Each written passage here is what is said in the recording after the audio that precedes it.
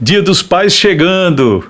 Os pais são de uma importância ímpar na vida da gente, não é verdade? É bem verdade também que nem sempre relacionamentos pais e filhos funcionam como deveriam funcionar. Há muito problema de pais que, como diz a Bíblia, provocam ira em seus filhos, e há muito problema de filho que não honra seus pais como deveria. Eu queria conversar hoje então um pouquinho com vocês, filhos, com os pais, e no final a gente ter uma ideia completa de como é que a gente, pai, filho, família, deveria se posicionar de modo para agradar a Deus. Por conta dessa pandemia, nós estamos gravando aqui em 2020, eu estou há 4 meses sem dar um beijo no meu pai, sem dar um cheiro naquela cabeça dele, tão gostosa de se cheirar. Meu papai tem 93 anos de idade, graças a Deus, cheio de saúde, e tendo que me adaptar aos cuidados de não contaminá-lo, não gerar risco para ele. Essa é uma forma de honrar. Mas tentei durante a minha vida honrá-lo com obediência, honrá-lo com respeito diante das pessoas e dentro da nossa casa, mas enquanto filho, houve momentos em que fiz coisas que sei que desagradavam a meu pai e que desagradavam principalmente ao Pai que está nos céus, a Deus.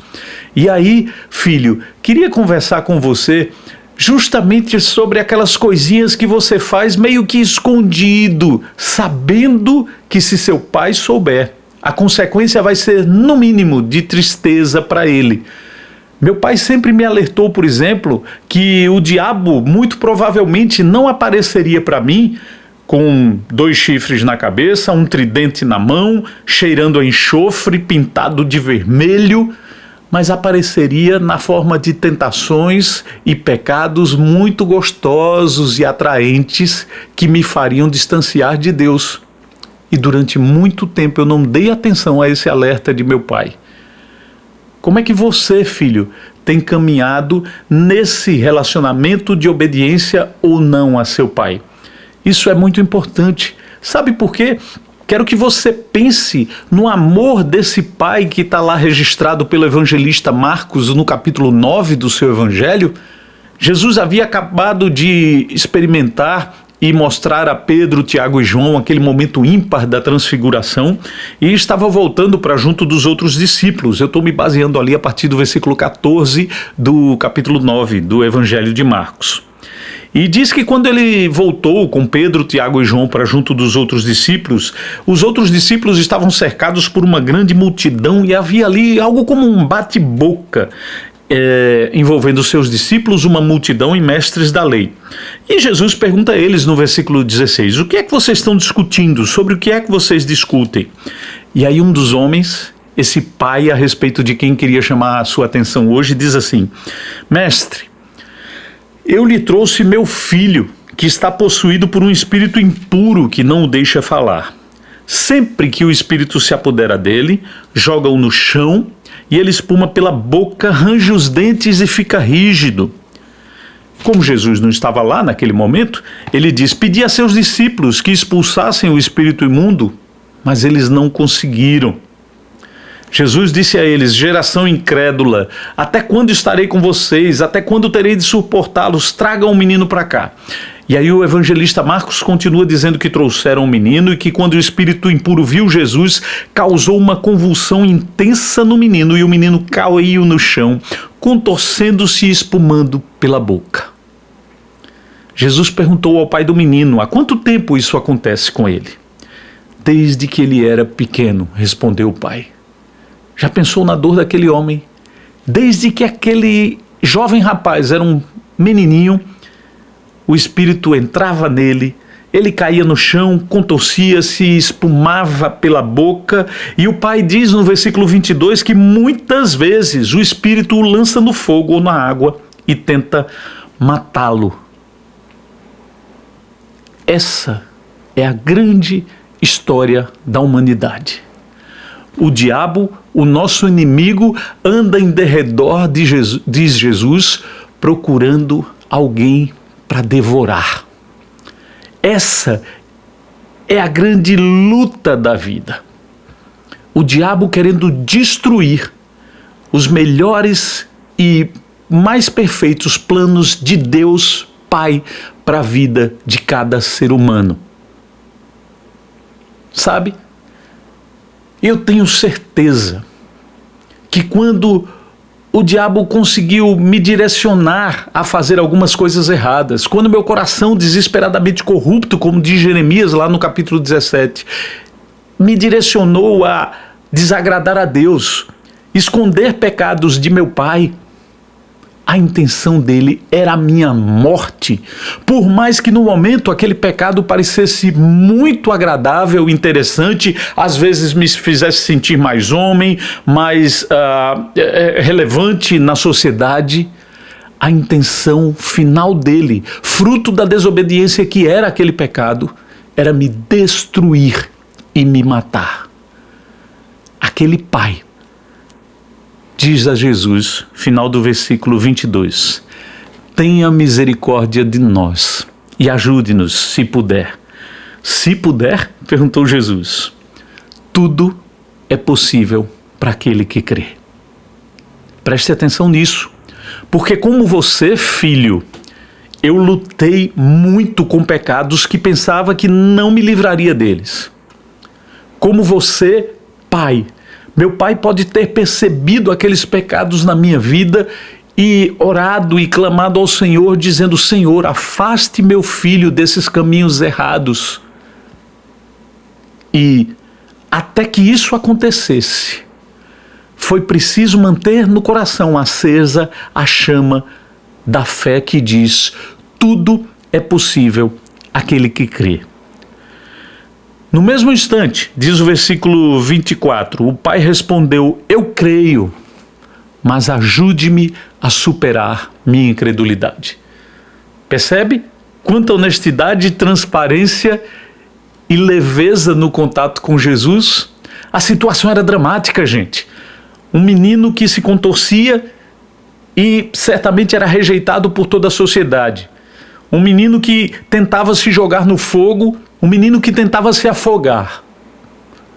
Mas o pai tem tranquilidade e serenidade para orar para Jesus e diz, olha, se o problema é a minha falta de fé, Senhor Jesus, por favor, me ajude a superar minha incredulidade.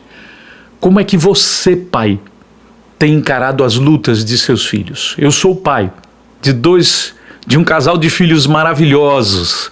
Graças a Deus, não temos enfrentado, eu e Naná, lutas difíceis em relação à caminhada deles com Deus. Mas qualquer desobediência de nossos filhos aos princípios bíblicos, qualquer afronta deles à santidade de Deus incomoda muito o coração da gente. E aí é preciso olhar para Jesus com tranquilidade e dizer, por favor, Senhor, como pai, me ajude a superar a minha incredulidade. Jesus sabiamente espera que a multidão aumente, para que muitos percebam o seu poder sobre todas as coisas, repreende o espírito imundo e diz, espírito que impede este menino de ouvir e falar, ordeno que saia e nunca mais entre nele. E aqui eu chego no ponto em que disse que queria conversar com todos nós. Filhos, às vezes os pecados vão ser evidentes, às vezes a ação do inimigo vai ser evidente e transtornar a sua vida diante da sociedade, de seus pais, da igreja.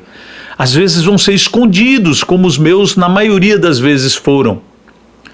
Pais, pode ser que seu filho aparentemente esteja bem. O importante, fundamental, qualquer pessoa que enfrenta lutas e dificuldades na vida, é que chegando-se a Jesus, reconhecendo humildemente o seu poder, pedindo a Ele como aquele pai pediu, que tenha misericórdia de nós, que nos ajude na nossa incredulidade, no tempo certo, o Senhor Jesus, soberano sobre absolutamente todas as coisas, Filho do Pai de amor, o Senhor Jesus pode dizer a sua luta com seu pai, a luta de seu pai com você, a luta de qualquer pessoa, ainda que não seja entre pais e filhos. Nunca mais incomode a vida dessa pessoa. Eu queria orar com você, pedindo que seu coração tivesse essas 3 atitudes que esse pai teve. De se achegar a Jesus, dizendo: aqui está o meu problema. De clamar ao Senhor Jesus, dizendo: tenha misericórdia. E de pedir ao Senhor Jesus: me ajude na minha falta de fé. E aí, com ousadia, dizer: por favor, Senhor Jesus, ordene que nunca mais esse problema me aflija. Vamos orar? Ó Deus da glória, quantos exemplos bonitos na vida de Jesus, nos seus 3 anos de ministério, para a gente aplicar prática e objetivamente na nossa vida.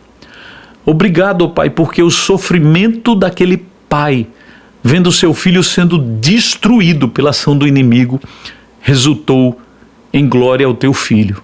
Mas resultou também em exemplo para a nossa vida, para que a gente se aproxime de Jesus, entregando a Ele, dizendo: Mestre, eu trouxe meu problema para o Senhor. Por favor, Senhor, intervenha nele, tenha misericórdia de mim e me ajude, porque minha fé não está suficiente. E aí o que eu te clamo, Pai, é que na minha vida, todas as lutas que existem, na vida desses queridos que me ouvem, recebam agora a ordem tua para que nunca mais nos incomodem. E a gente celebre a vitória de Jesus sobre todas as coisas. É no nome precioso dele que nós oramos. Amém. Por favor, compartilhe esse vídeo. Compartilhe todo o material que está no Instagram, no YouTube, onde que no Spotify, onde quer que você encontre material que edifique o povo de Deus, o material que a gente tem produzido junto com o Mobile Studio, com o querido Emerson Andrade. Por favor, compartilhe esse material, porque a gente está entregando ele de todo o coração para você, para que vidas sejam abençoadas e conheçam esse relacionamento com Jesus, com Deus Pai, com o Espírito Santo. Feliz Dia dos Pais para você.